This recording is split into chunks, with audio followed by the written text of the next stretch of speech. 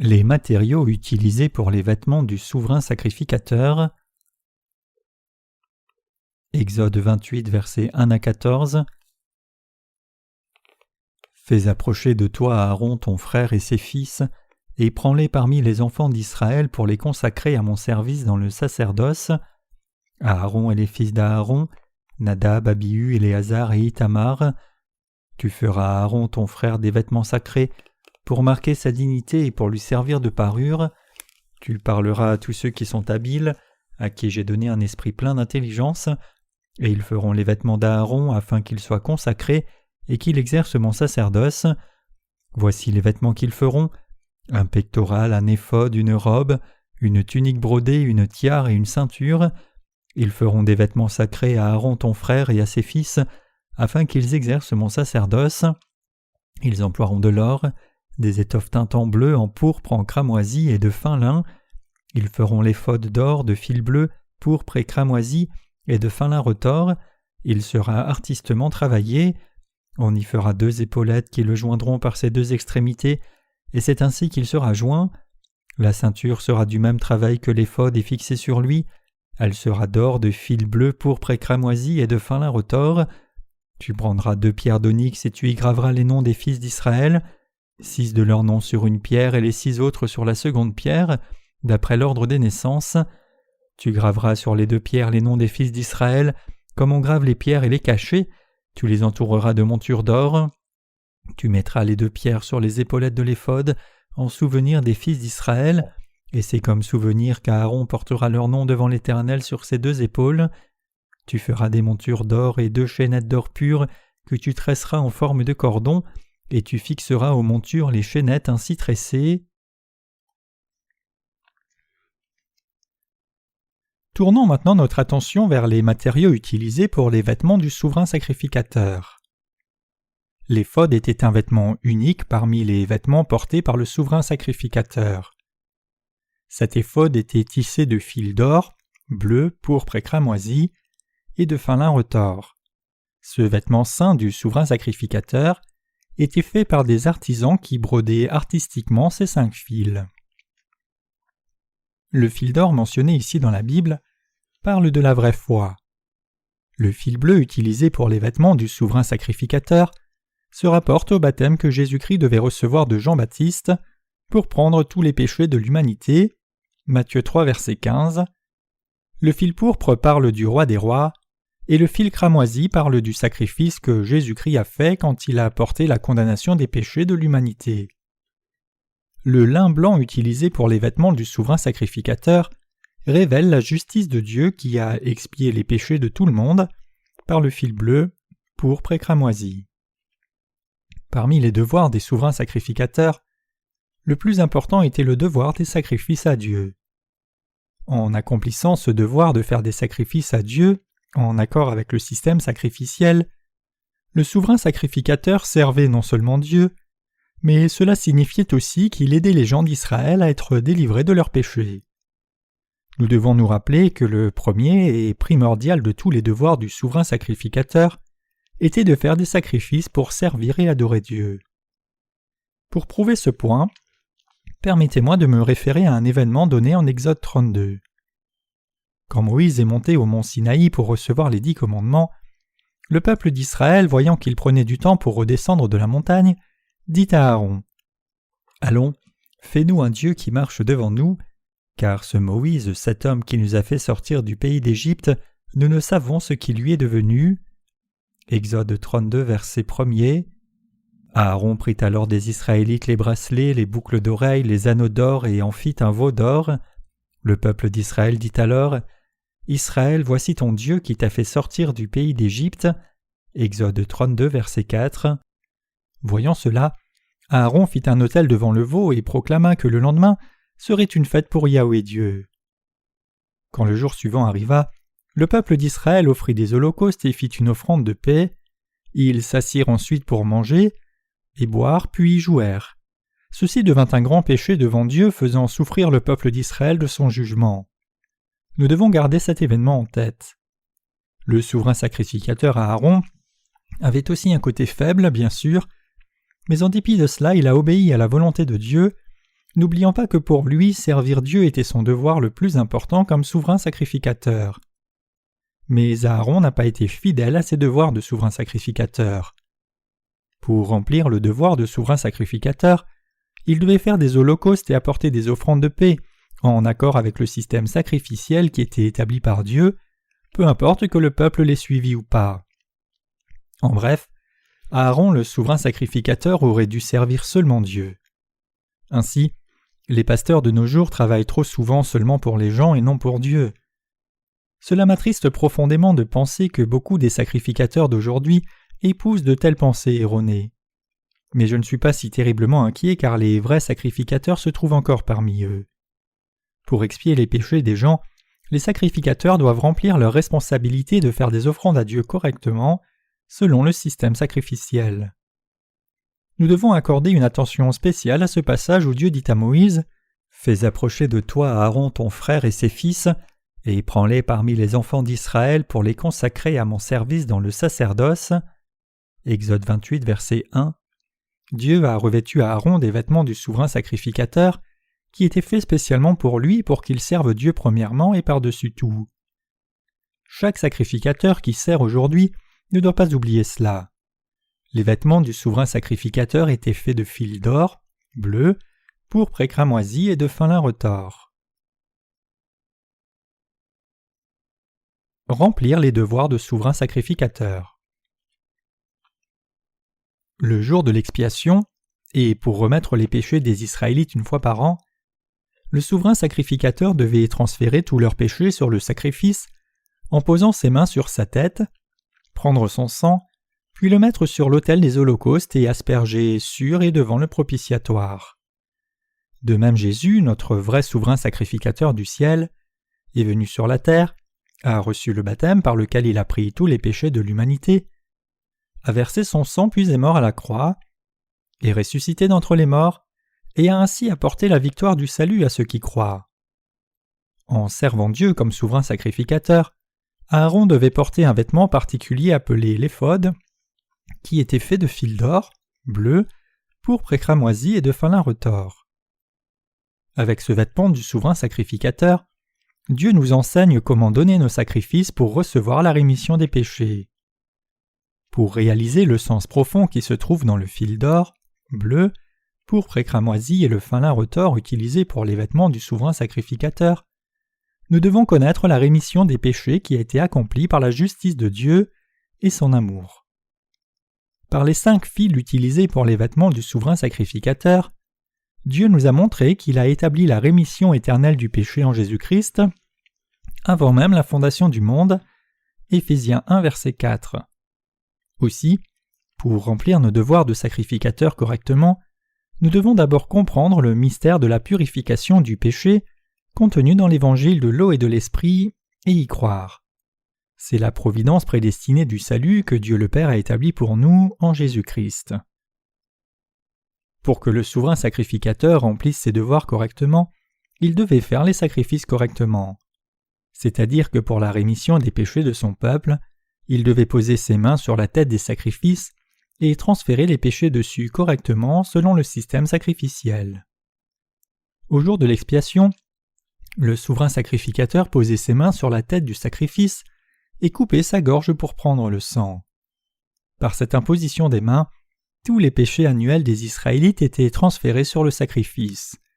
Et en versant le sang, tous les péchés étaient expiés. Il aspergeait ensuite ce sang et brûlait la chair pour accomplir le sacrifice. Il offrait ainsi ce sacrifice pour la rémission des péchés de son peuple. Ici, nous devons faire très attention à ce point. Le souverain sacrificateur devait enseigner à son peuple que leurs péchés étaient déjà transférés sur le sacrifice avant de le brûler au feu, et que la rémission de leurs péchés était accomplie par l'imposition des mains et le sang versé du sacrifice. C'était le plus grand devoir du souverain sacrificateur. Le souverain sacrificateur était quelqu'un qui devait défendre la vérité. En d'autres termes, il devait être un gardien fidèle de l'évangile de l'eau et de l'esprit. Bien que ce souverain sacrificateur était aussi un être faible comme les gens communs d'Israël, en croyant dans la vérité révélée dans le système sacrificiel et en faisant les sacrifices pour eux, il permettait néanmoins à son peuple de recevoir la rémission des péchés. De la même manière, bien que nous soyons des êtres insuffisants, en croyant dans ce que Jésus-Christ, le souverain sacrificateur du ciel, a fait pour nous, et en recevant notre rémission des péchés, nous sommes en mesure de marcher avec Dieu. Ce système sacrificiel qui est révélé dans le système du tabernacle est la sagesse du salut qui est venue de Dieu. La sagesse de Dieu qui nous a sauvés des péchés se trouve dans le fil d'or, bleu, pourpre et cramoisi, et le fin lin retors utilisé pour les vêtements du souverain sacrificateur. Pour que le souverain sacrificateur accomplisse fidèlement ses devoirs, il doit enseigner que le seul moyen possible de rendre l'humanité sans péché est atteint par le système sacrificiel qui a été établi par Dieu. Nous, comme sacrificateurs royaux d'aujourd'hui, 1 Pierre 2 verset 9, devons aussi toujours rendre témoignage du fait que Jésus est venu sur cette terre, a pris les péchés du monde une fois pour toutes en étant baptisé, a versé son sang, puis est mort à notre place, a été enseveli, puis est ressuscité d'entre les morts pour nous. Les humains peuvent-ils expier leurs propres péchés? Les religions de ce monde peuvent-elles faire disparaître les péchés de l'humanité? La disparition de nos péchés est rendue possible seulement par la vérité du salut, composée du baptême de Jésus et son sang, que le souverain sacrificateur nous enseigne. C'est seulement par l'évangile du salut qui est établi par Dieu que nous pouvons recevoir la rémission de tous nos péchés. Remettre les péchés de l'humanité est quelque chose qui peut se faire seulement par Jésus-Christ, le souverain sacrificateur éternel du ciel. En d'autres termes, puisque Jésus-Christ qui est Dieu lui-même est venu sur la terre dans la chair d'un homme, et a pris tous nos péchés en étant baptisé par Jean-Baptiste, il a pu verser son sang à la croix pour effacer toutes les iniquités des pécheurs. C'est parce que le Seigneur a porté tous nos péchés par son baptême qu'il a pris la condamnation de tous nos péchés en étant crucifié, versant son sang et mourant à la croix. Et il a accompli le salut du péché de l'humanité par cet acte juste. Romains 5, verset 18. Si ce n'était à cause de ce que Jésus a accompli pour nous, nous n'aurions jamais pu être sauvés. Ce souverain sacrificateur du ciel qui a fait de nous les enfants du Dieu saint en expiant totalement tous nos péchés, par la vérité de l'évangile de l'eau et de l'esprit, n'est autre que Jésus-Christ. Le souverain sacrificateur spirituel du ciel connaissait bien le plan de salut du Père qui était prédestiné pour notre rémission des péchés. C'est pour cela que le Seigneur a dit « Je suis l'alpha et l'oméga, le commencement et la fin, le premier, le dernier » Apocalypse 22, verset 13. Avec sa connaissance parfaite du début et de la fin, le Seigneur a accompli notre salut selon ses promesses trouvées dans le système sacrificiel. Il nous a donné la possibilité de ne jamais être condamnés ni détruits à cause de nos péchés et faiblesses. Ce que le souverain sacrificateur du ciel a fait pour nous, c'est-à-dire prendre les péchés de l'humanité en étant baptisé et les expier en versant son sang, c'est qu'il a ainsi accompli le salut parfait pour nous. La sagesse de Dieu procure le salut des péchés à tous les humains. Cela a été accompli avec le fil bleu, pourpre et cramoisi et le fin lin retors. En Jésus-Christ, Dieu le Père a planifié la rémission éternelle des péchés avec la vérité cachée dans le fil bleu, pourpre et cramoisi, et pour tous les croyants dans cette vérité, il a permis ce salut parfait. La ceinture de l'éphod pour le souverain sacrificateur. Parmi les vêtements du souverain sacrificateur, il y avait une ceinture pour l'éphod. Cette ceinture portée par le souverain sacrificateur pour son éphod était aussi faite de fils d'or, bleu, pourpre et cramoisi et de fin lin retors. Une ceinture signifie habituellement la force. Cela nous dit en d'autres termes que la foi qui croit au salut qui est venu par le fil bleu, pourpre et cramoisi et le fin lin retors, a le pouvoir de nous sauver de tous nos péchés. Seul cet authentique évangile de l'eau et de l'esprit a la puissance de Dieu qui sauve quiconque croit. Romains 1, verset 16. Ainsi, c'est un exercice futile de croire en un autre pseudo-évangile en dehors de ce qui est révélé ici dans le fil bleu, pourpre et cramoisi et le fin lin retors. Ceux qui ont beaucoup de manquements peuvent aussi être purifiés de tous leurs péchés parfaitement en croyant dans cet évangile de l'eau et de l'esprit donné par le Seigneur, car les péchés du monde ont été transférés sur Jésus-Christ par cette vérité de la rémission des péchés qui a été accomplie par Dieu. Matthieu 3, versets 15 à 17, Lévitique 16, versets 1 à 22. Donc, ceux qui croient que ces œuvres justes de Jésus qui sont révélées dans le fil bleu, pourpre et cramoisi les ont sauvés, peuvent être rassurés même si la volonté de leur chair est très faible. Quand nous demeurons dans l'évangile de l'eau et de l'esprit que Jésus-Christ, le souverain sacrificateur du ciel, nous a donné, qu'est-ce qui pourrait nous séparer de l'amour de Dieu? Notre foi au salut de Dieu a été accomplie par notre foi qui croit dans la vérité révélée dans le fil bleu, pourpre et cramoisi et le fin lin retors. Pour que les sacrificateurs fassent leurs devoirs sacerdotaux, ils ne peuvent pas tolérer de faux évangiles qui n'obéissent pas au système sacrificiel qui a été clairement montré dans le tabernacle. Ceux qui prêchent des pseudo-évangiles, peu importe combien leurs sermons sont articulés, ne peuvent pas apporter d'aide parce qu'ils ne rendent pas témoignage à l'authentique évangile de l'eau et de l'esprit qui est manifesté dans le tabernacle. Donc, ce ne sont que des tricheurs et des salariés. Quand il s'agit de croire en Jésus-Christ le souverain sacrificateur du ciel comme notre sauveur, nous ne pouvons pas manquer de reconnaître le système sacrificiel de l'imposition des mains et du sang versé qui est révélé dans le système du tabernacle.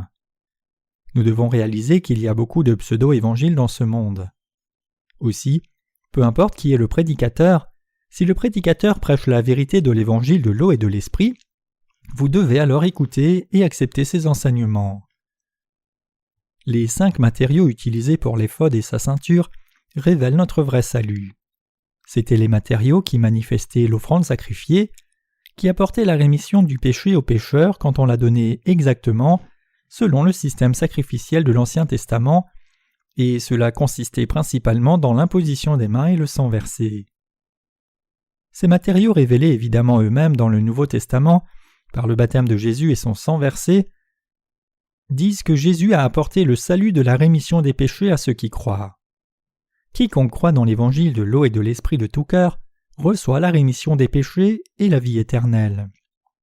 Cette vérité a été donnée à tous ceux qui sont vraiment nés de nouveau et qui ont le devoir de souverain sacrificateur aujourd'hui.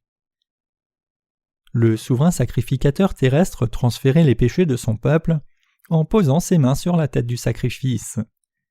Il coupait ensuite la gorge et prenait le sang, aspergeait le sang sur le propitiatoire et accomplissait ainsi ses devoirs sacerdotaux de défense de l'évangile authentique devant Dieu. Mais le souverain sacrificateur est celui qui a été baptisé pour prendre les péchés du monde sur son propre corps. Il a pleinement expié tous les péchés de son peuple en donnant son corps, en versant son sang à la croix, en ressuscitant d'entre les morts. En faisant cela, il a permis à son peuple d'être remis de ses péchés et a apporté la provision de Dieu à son accomplissement.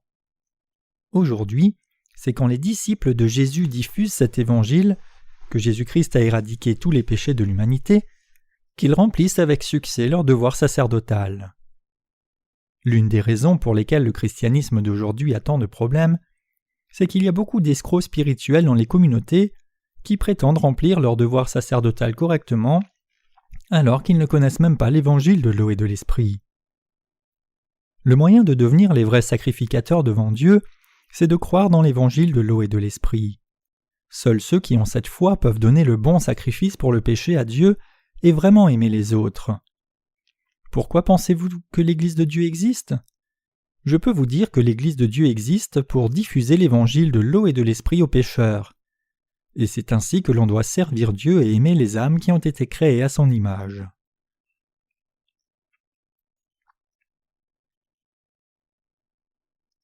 Chacun dans ce monde doit connaître l'évangile de l'eau et de l'esprit.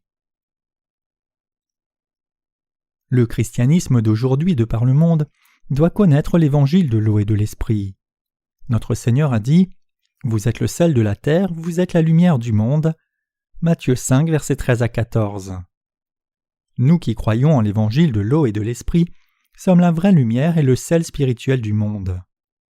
Ceux qui connaissent et croient dans l'évangile de l'eau et de l'esprit sont les sacrificateurs spirituels qui apportent du bénéfice aux gens et leur permettent de recevoir la rémission de leurs péchés.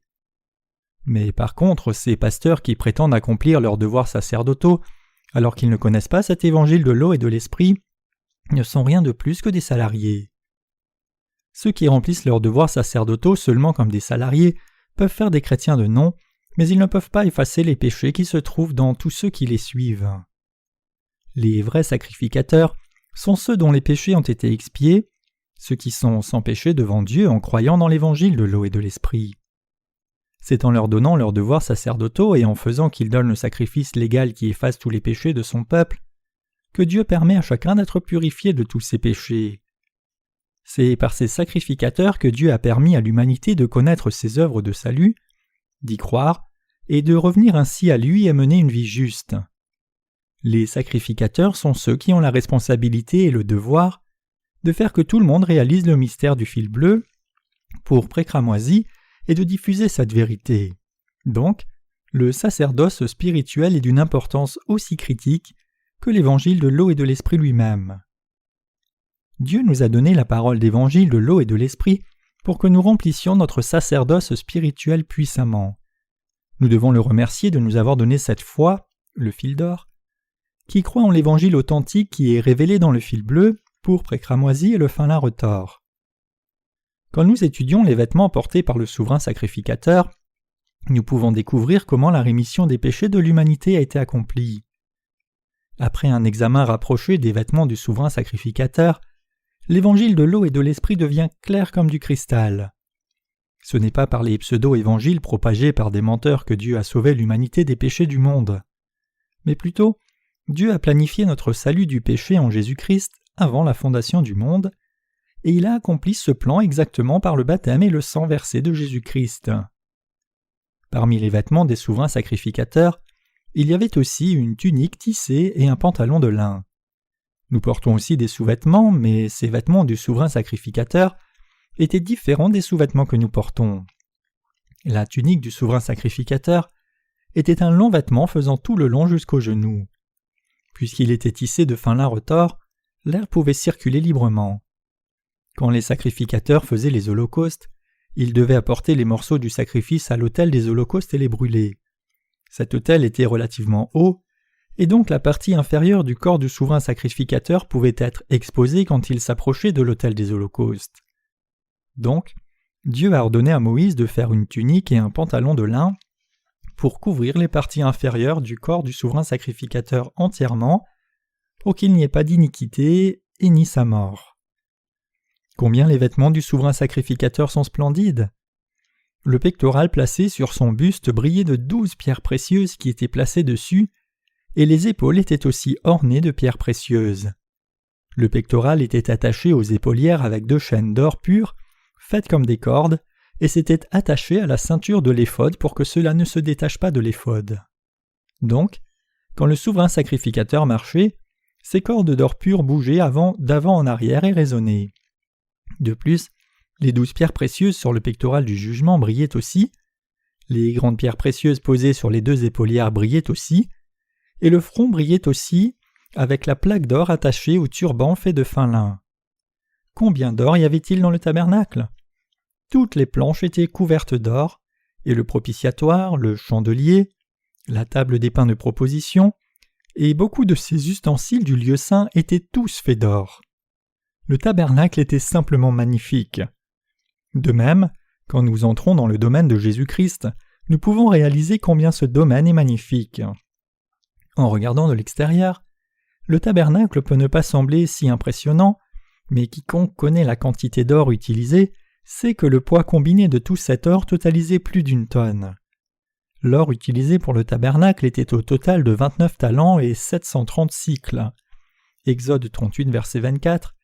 Et quand nous calculons cela dans les mesures d'aujourd'hui, cela ferait plus d'1 tonne environ, parce qu'un talent ou kikar, égale 3000 cycles, pesait 42 kg. Avez-vous préparé les vêtements de la foi, faits de fil d'or, bleu, pourpre et cramoisi et de fin lin retors? Le fil d'or ici désigne la foi. Le fil bleu désigne le baptême que Jésus a reçu. Le fil pourpre désigne la divinité de Jésus comme Dieu lui-même. Le fil cramoisi nous dit que puisque Jésus-Christ a pris tous nos péchés par son baptême, il devait verser son sang précieux à la croix. Et le fin lin retors parle de la parole de Dieu qui révèle la justice de Dieu. Ainsi, le fil bleu, pourpre et cramoisi utilisé pour la porte du tabernacle et les vêtements du souverain sacrificateur nous disent que Dieu a expié tous nos péchés.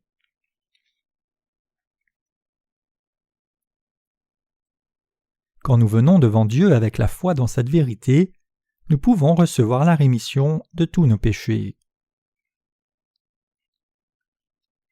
Quand nous venons devant Dieu, nous devons avoir la foi qui croit dans la vérité du salut, contenue dans le fil bleu, pourpre et cramoisi et le fin lin retors, révélée dans les vêtements du souverain sacrificateur, aussi bien que dans la porte du tabernacle.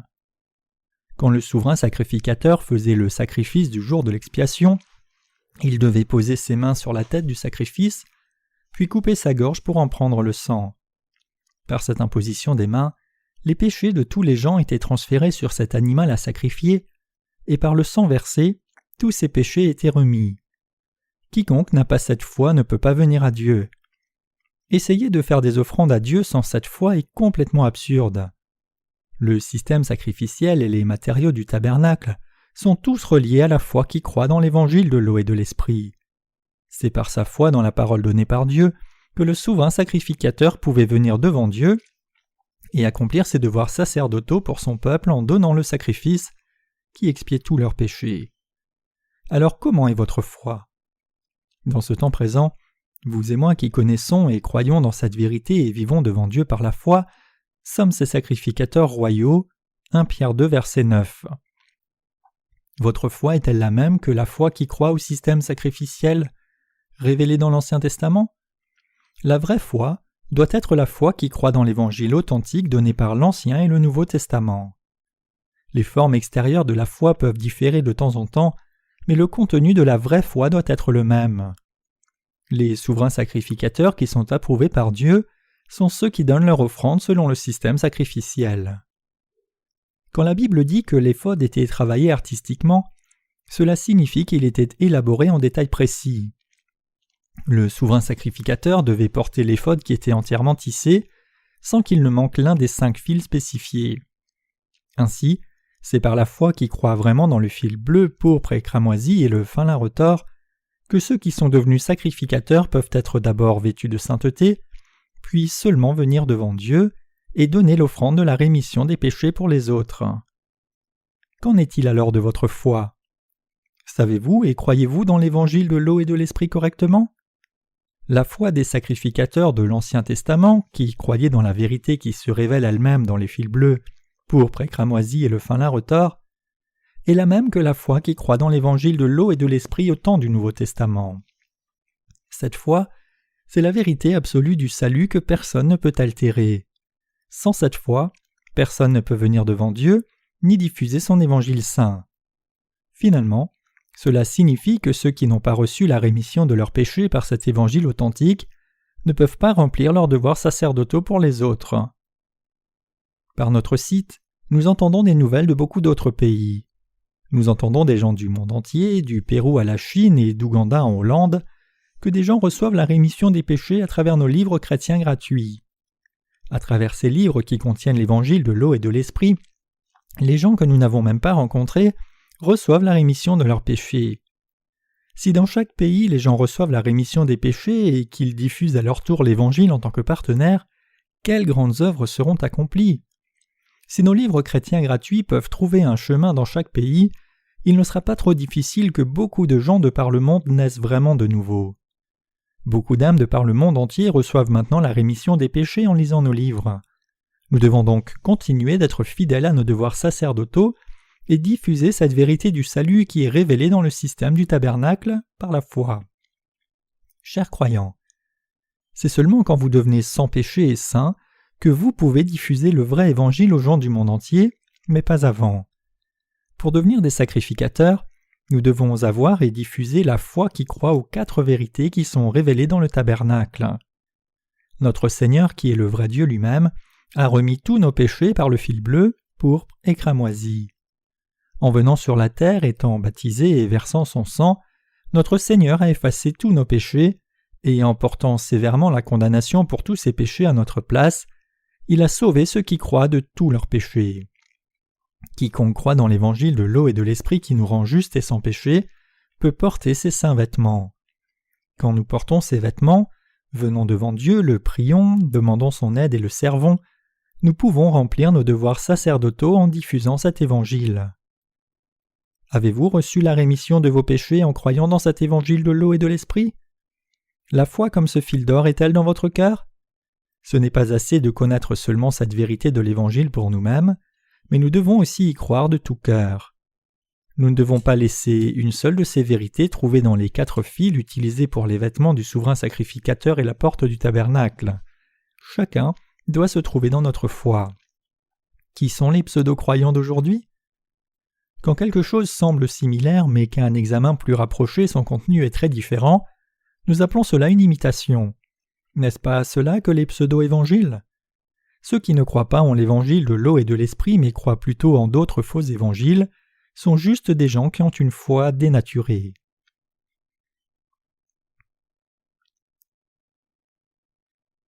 Défendez votre foi et menez votre combat comme soldat spirituel.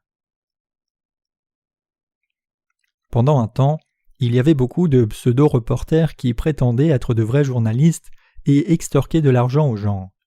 Ces faux journalistes portaient de faux diplômes et étaient bons pour prétendre être de vrais journalistes, et beaucoup de gens étaient trompés par eux. Aujourd'hui, il y a en effet beaucoup de gens qui diffusent d'autres pseudo-évangiles qui peuvent ressembler à l'évangile authentique, mais la vérité c'est qu'ils sont en fait différents de l'évangile de l'eau et de l'esprit.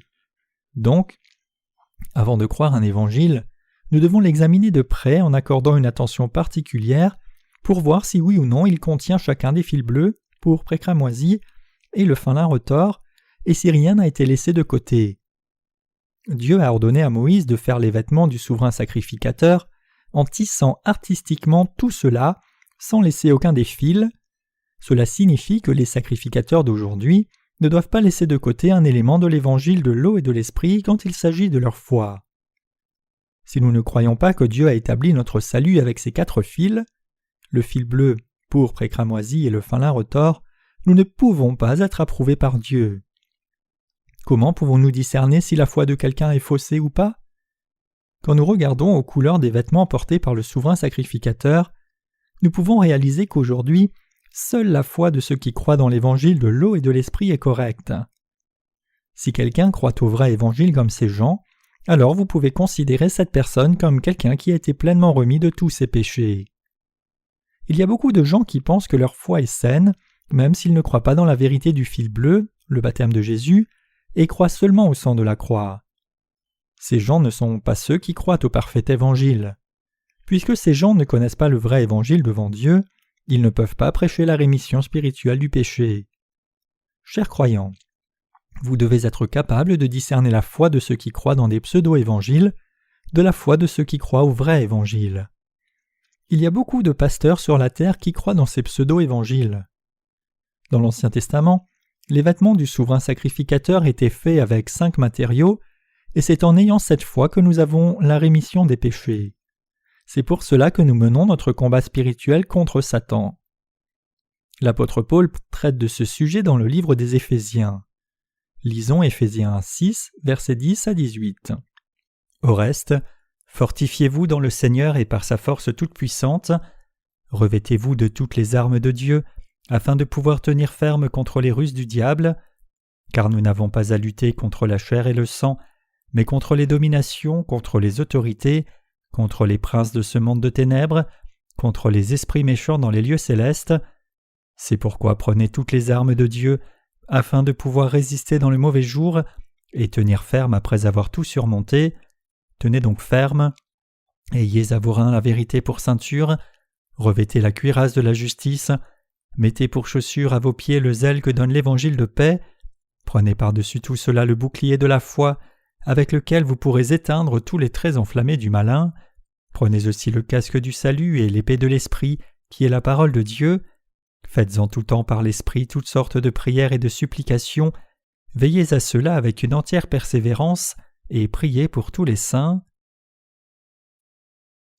L'apôtre Paul nous dit de nous fortifier dans le Seigneur et par sa force toute-puissante, et de revêtir toute l'armure de Dieu, pour que nous puissions tenir ferme contre les ruses du diable. Qu'est-ce que toute l'armure de Dieu? C'est la parole de Dieu. Paul nous dit en d'autres termes de combattre contre ces pseudo-croyances en croyant la parole de Dieu, en la portant et en tenant ferme dessus. C'est pour cela qu'il dit « Car nous n'avons pas à lutter contre la chair et le sang, mais contre les dominations, contre les autorités, contre les princes de ce monde de ténèbres, contre les esprits méchants dans les lieux célestes. Il nous exhorte à combattre contre les dominateurs de ce temps, contre ceux qui sont du côté de ce monde et contre les esprits méchants du diable. Paul nous dit « C'est pourquoi prenez toutes les armes de Dieu, afin de pouvoir résister dans le mauvais jour et tenir ferme après avoir tout surmonté. Tenez donc ferme, ayez à vos reins la vérité pour ceinture, revêtez la cuirasse de la justice, mettez pour chaussure à vos pieds le zèle que donne l'évangile de paix, prenez par-dessus tout cela le bouclier de la foi, avec lequel vous pourrez éteindre tous les traits enflammés du malin, prenez aussi le casque du salut et l'épée de l'esprit, qui est la parole de Dieu. » Paul nous dit cela pour que, ayant fait toutes ces choses, nous puissions nous tenir devant Dieu. Puisque nous croyons en l'évangile de l'eau et de l'esprit devant Dieu, nous recevons la rémission des péchés et nous tenons devant Dieu pour jouir de la vie éternelle avec lui. Nous sommes tous faibles dans notre chair, nous devons donc mettre le bouclier de la foi. En nous disant de prendre la cuirasse de la justice, Paul nous dit que nous devons croire en cet évangile de tout notre cœur. Comme le souverain sacrificateur portait 12 pierres précieuses sur le pectoral sur son buste, et le nom de chacune des 12 tribus était gravé sur l'une de ces pierres, il dit que nous devons tenir tous les gens dans nos cœurs et les conduire à Christ. Le fait que le souverain sacrificateur porte ces 12 pierres précieuses montées sur le pectoral et portées sur le torse signifie qu'il portait tout le peuple d'Israël dans son cœur. Comme le dit l'apôtre Paul ici, « Ayez à vos reins la vérité pour ceinture », nous devons clairement et définitivement avoir la foi qui croit au fil bleu, pourpre et cramoisi et au fin lin retors. Quand nous n'avons pas peur de nos faiblesses mais tenons ferme notre foi au fil bleu, pourpre et cramoisi dans nos cœurs sont fortifiés. C'est par la foi que nous pouvons tenir ferme sur une foi invariable. Donc, nous devons mettre la cuirasse de la justice et croire dans nos pensées et aussi dans nos cœurs. Ce n'est pas assez de juste connaître ce vrai évangile dans nos têtes, nous devons aussi croire dans nos cœurs. Nous devons donc porter les chaussures de la diffusion de l'évangile avec la préparation de l'évangile de paix. Avec l'évangile de l'eau et de l'esprit, Dieu nous a donné la paix. Dieu nous a dit de croire en cet évangile de l'eau et l'esprit qui nous a apporté la paix et de mener nos vies en servant l'évangile. Dieu nous a dit de prendre le bouclier de la foi et d'éteindre les traits enflammés du malin. Dans les temps anciens, des flèches enflammées étaient souvent la première arme de choix dans une bataille. Paul nous dit que c'est ainsi que Satan nous attaque. Le diable pointe et dirige son attaque sur nos faiblesses et insuffisances en disant « Comment penses-tu que tu es ? Tes pensées et actes qui viennent de l'intérieur de ton cœur sont mauvais, et tu te mets quand même à diffuser l'Évangile. Quel genre de non-sens ? Ne penses-tu pas que tu es trop corrompu ? Pourquoi ne fortifies-tu pas de toi-même d'abord ? » Si vous êtes coincé par ces traits enflammés et capitulé à cause de cela en disant « Tu as raison », alors vous devriez vous demander « Quel genre de sacrificateur suis-je vraiment si je ne peux même pas me gérer moi-même ?» Si cela se passe, votre âme meurt et vous mourrez spirituellement. C'est pour cela que l'apôtre Paul nous dit de prendre par-dessus tout le bouclier de la foi. Qu'est-ce qui nous protège des pensées charnelles que Satan essaye de planter dans nos cœurs en nous faisant tomber dans nos faiblesses ? C'est la foi ferme qui croit au fil bleu, pourpre et cramoisi et au fin lin retors. C'est le bouclier de la foi. Quand les traits enflammés pleuvent sur nous, notre Seigneur nous a dit d'y résister avec cette foi. Le Seigneur m'a rendu juste avec le fil bleu, pourpre et cramoisi. Je crois cela de tout cœur. C'est par cette foi que nous pouvons repousser les traits enflammés et tous les plans et attaques complotés par Satan. Êtes-vous insuffisant ? Votre chair est certainement insuffisante. Étant donné cela, vous devez gérer les choses avec la foi qui croit en la providence de Dieu et l'évangile de l'eau et de l'esprit. Après avoir reçu la rémission des péchés, d'abord vous pouvez gérer de petites choses par la foi, mais par la suite, beaucoup d'autres difficultés qui ne peuvent pas être gérées par d'autres moyens que seule la foi viendront toquer à votre porte. Au départ, vos faiblesses peuvent se montrer seulement un peu, mais avec le temps, ces faiblesses vont continuer de se révéler à un point supérieur et de façon flagrante. Finalement, vous serez submergé par tant de faiblesses qu'elles vous dégoûteront de vous-même. Dans des temps comme cela, quand vous commencez à avoir des doutes si vous avez vraiment reçu la rémission des péchés ou pas, Satan envoie des attaques sérieuses contre vous. Avec votre foi donc, vous devez pouvoir vous occuper de vos faiblesses aussi. En d'autres termes, vous devez éviter d'avoir ce genre de pensées charnelles qui vous conduisent à votre propre destruction à cause de vos faiblesses. Avec le bouclier de la foi, vous devez rejeter les attaques de Satan et crier « Arrière de moi, Satan !» Comme le dit Romains 1,17, « Le juste vivra par la foi. Je suis juste par la foi dans la justice de Dieu, même si j'ai beaucoup de manquements. » Les justes doivent vivre par la foi. Y a-t-il quelque chose de quoi se vanter par vous-même dans ce monde? Nous n'avions rien de quoi nous vanter en termes du monde, mais nous pouvons parler avec confiance devant les gens de ce monde. Les gens de ce monde peuvent vous dire « Si tu es juste, alors je suis aussi juste. » Alors vous devez répondre « Écoute, si tu es juste, alors je suis la mère de tous les justes. » Il y a beaucoup de gens qui n'ont pas de compréhension et qui nous attaquent en visant nos manquements. « Tu n'es pas un bon étudiant, tu ne peux même pas faire cela, et tu ne sais pas faire ceci non plus. » Même s'ils nous attaquent comme cela, il n'y a pas de raison de nous en faire. Vous pouvez répondre « Tu as raison, je ne suis pas très bon à cela, néanmoins je crois en l'évangile authentique. Sais-tu ce qu'est cet évangile? Sais-tu ce qu'est le fil bleu, ce qu'est le fil pourpre, ce qu'est le fil cramoisi, ce qu'est le fin lin retors? Regarde les textes originaux. Cela te prendra certainement au moins 1 mois de dimanche avant de trouver leur signification. Non, vraiment, tu auras de la chance si tu peux dissiper ce mystère même au bout d'1 an. Cela te prendrait 500 générations avant de seulement commencer à le réaliser. Sais-tu ce qu'est le fil d'or? Eh bien, à la différence de toi, je connais et je crois toutes ces choses. Ainsi, vous devez résister aux attaques de Satan avec assurance par votre foi, vous devez avoir une foi ferme, et avec cette foi vous devez répondre. Bien que je sois insuffisant, je sers l'évangile de Dieu. Servir l'évangile de l'eau et de l'esprit, c'est servir Dieu. Même si j'ai des manques, je suis toujours un roi dans le royaume de Dieu. Je suis un sacerdoce royal qui est comme un roi. Si je ne diffuse pas l'évangile, alors vous finirez en enfer. Frères et sœurs, vous devez avoir une foi ferme. Cette foi n'est pas quelque chose que vous obtenez par la force, mais c'est quelque chose que Dieu nous a donné, et donc tout ce que vous avez à faire, c'est de le prendre en croyant. Avez-vous reçu cette foi en croyant? En Éphésiens 6, verset 17, l'apôtre Paul nous exhorte à prendre le casque du salut. Vous savez ce qu'est un casque, n'est-ce pas? Rappelez-vous l'époque médiévale. Ils portaient des casques faits de métal et se battaient en duel à cheval, en ayant couvert leur visage, et leurs blessures étaient rarement assez graves pour les tuer à moins de les percer par les yeux. Ce qui évitait ce genre d'attaque à la lance et les protégeait, c'étaient ces casques fabriqués spécialement. De même, le casque du salut remplit un tel rôle. Ainsi, dans nos têtes aussi, la connaissance de la vérité doit être parfaite. La vérité de l'Évangile doit être bien organisée intellectuellement dans notre connaissance aussi. Est-ce vrai ou pas? Est-ce vrai ou faux? Au lieu de se demander avec incertitude comme cela, nous devons avoir une compréhension clairement choisie dans notre tête. Le Seigneur m'a rendu parfaitement juste par le fil bleu, pourpre et cramoisi. Je crois cela. C'est seulement quand nous faisons cela qu'il n'y aura pas de brèche par laquelle Satan puisse essayer d'entrer. C'est cela s'équiper du casque du salut. Nous devons croire avec une connaissance exacte de la vérité. Et Paul nous dit aussi d'avoir l'épée de l'Esprit. Cette épée de l'Esprit, c'est la parole de Dieu, donc quand nous apprenons, connaissons et croyons la parole, c'est comme avoir une grande arme. Satan attaque sournoisement à travers d'autres gens, à travers l'argent, à travers le sexe opposé et à travers nos faiblesses aussi, mais nous pouvons répondre à tout cela par la foi dans la parole de Dieu. En Éphésiens, utilisant l'analogie des vêtements du souverain sacrificateur, l'apôtre Paul nous explique ce qu'est la vraie foi de cette façon.